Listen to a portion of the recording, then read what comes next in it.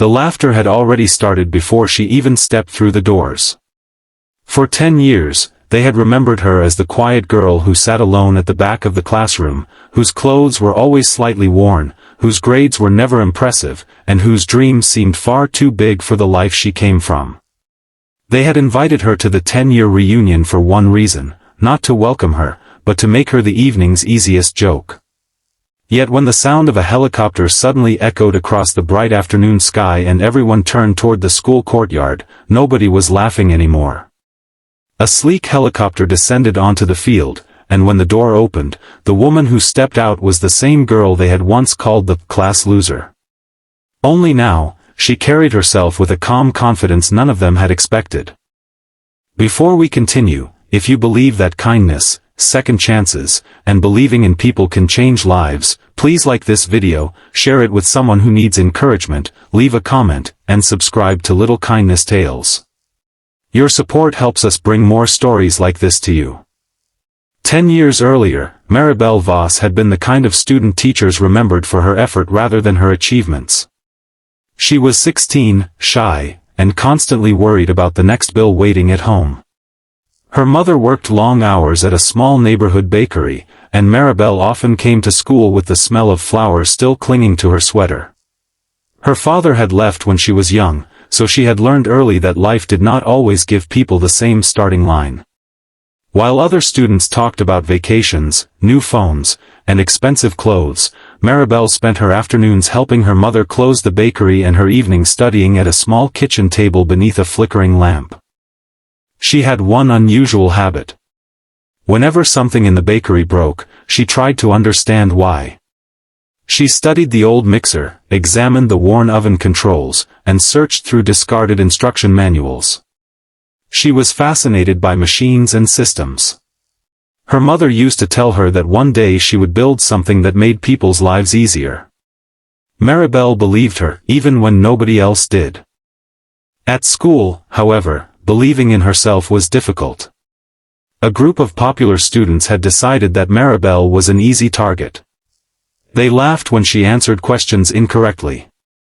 They mocked her inexpensive backpack. They whispered when she walked past them in the hallway. A few even called her the class loser, a nickname that spread until almost everyone knew it. Maribel rarely fought back. She simply kept moving. One afternoon, during a science project, the teacher asked the students to design something that could solve a real-world problem.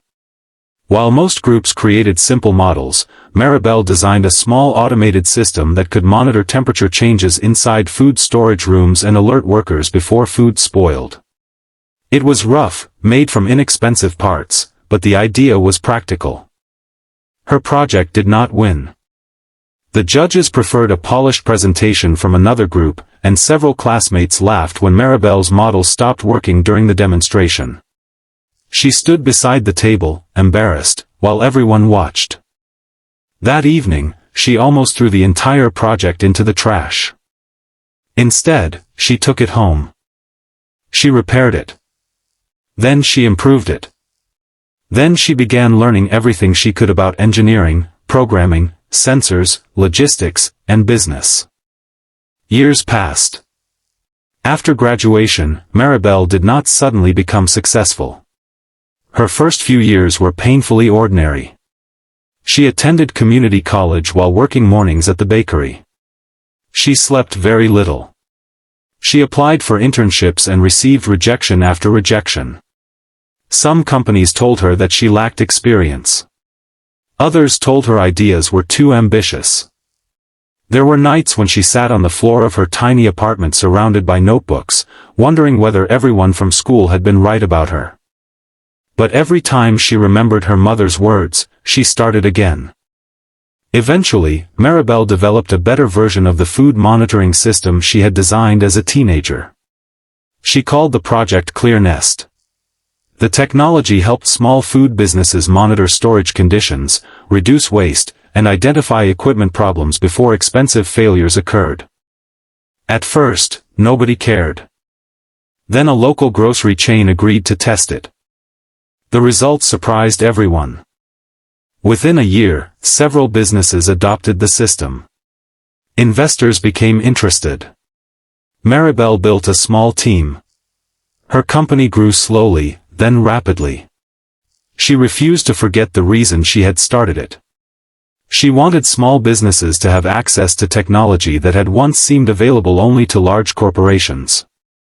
By the time 10 years had passed since graduation, ClearNest had offices in several cities and partnerships with businesses across the country. But Maribel never considered herself better than anyone else. She simply remembered what it felt like to be underestimated. Then, one morning, an invitation arrived. It was from her old high school. The 10-year reunion. At first, Maribel smiled. Then she read the message again. The wording was polite, but the private comments attached to the invitation were not. Someone had written that it would be interesting to see whether Maribel had finally figured out what to do with her life. Another person joked that perhaps she could bring pastries from her mother's bakery. Maribel stared at the screen for several seconds. She could have ignored the invitation. Instead, she decided to go. Not to prove that she was successful. Not to make anyone jealous. She went because a part of her wanted to see the girl she used to be, and finally tell that girl that she had survived. The reunion was held at the school's renovated campus on a clear Saturday afternoon. The courtyard had been decorated with white chairs, tables, photographs, and banners celebrating the graduating class. Old classmates arrived in expensive cars and gathered in small groups.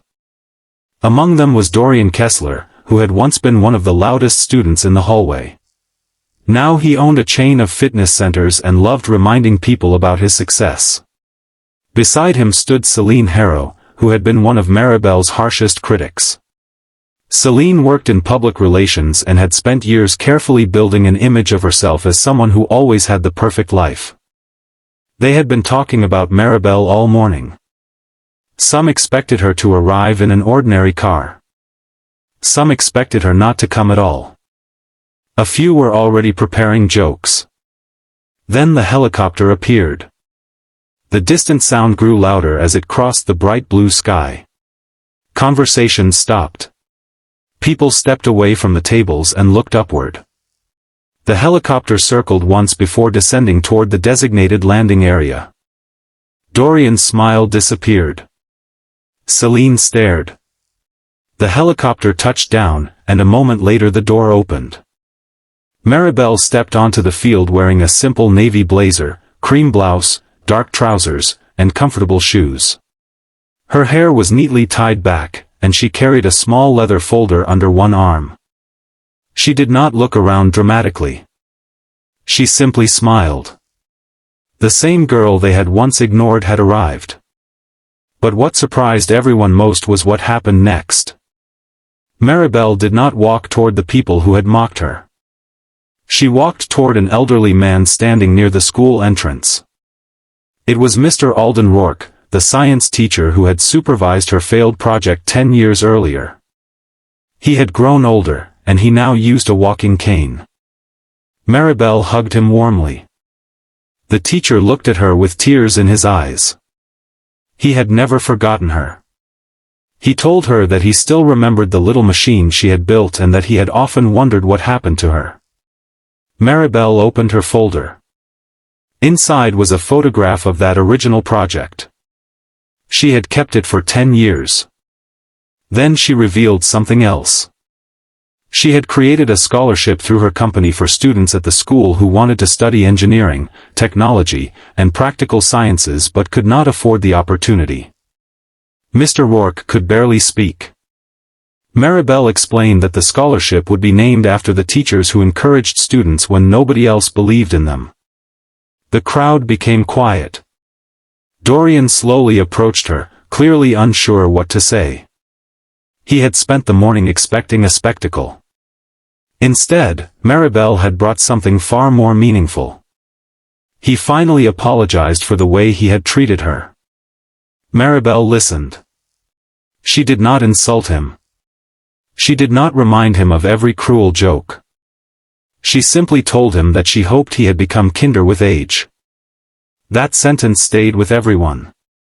Then Celine approached. She admitted that the invitation had partly been designed to embarrass Maribel. She expected anger. Maribel looked at her for a moment and said that 10 years ago, she would have spent the entire night worrying about what they thought of her. But now she understood something. People who make others feel small are often struggling with something inside themselves. That did not excuse their behavior. But forgiveness, Maribel explained, was not about pretending the past never happened. It was about refusing to let the past control the future. The afternoon continued, but the reunion no longer felt like a competition. Maribel spent time speaking with former classmates who had never been cruel to her. She asked about their families, their careers, and their dreams. She laughed when they remembered harmless school memories. Before leaving, she walked through the old hallway alone. She stopped outside her former classroom. The door was open. Sunlight streamed through the windows, illuminating the same rows of desks where she had once sat quietly at the back. For a moment, she could almost see her 16-year-old self sitting there with her worn backpack and unfinished project. Maribel smiled. She realized that girl had never been a loser. She had simply been growing in a place where nobody knew how to recognize her potential. As she walked back outside, Mr. Rourke called her name. He handed her an old notebook. It was the notebook where he had written feedback about her original project. On the final page, he had written a sentence she had never seen before. It said that sometimes the students who struggle the most are the ones who later discover how to make life easier for everyone else. Maribel held the notebook against her chest. The helicopter waited in the distance. But before she left, she looked back at the school one last time. She did not feel victorious. She felt grateful. Grateful for her mother. Grateful for the teachers who believed in her. Grateful for every rejection that forced her to improve. And, strangely enough, grateful even for the people who had once laughed at her, because their cruelty had taught her the importance of never making another person feel worthless. That afternoon, Maribel flew away from the school. But the real journey had happened years before, when she had sat alone at a kitchen table and decided not to give up. Success had not arrived in a helicopter. Success had arrived through thousands of ordinary moments, studying when she was tired, trying again after failure, accepting rejection without surrendering, and choosing kindness when bitterness would have been easier. If this story touched your heart, please like the video, share it with someone who may need a reminder that their current situation does not define their future, and subscribe to Little Kindness Tales for more emotional stories about courage, kindness, and second chances. And before the story ends, here is a special request. Comment, "I will never give up," if you believe that one difficult chapter does not decide the whole story of a person's life. Because sometimes the person everyone overlooks is simply someone whose best chapter has not been written yet. And sometimes, the greatest answer to being underestimated is not revenge. It is becoming the kind of person who succeeds without losing their kindness along the way.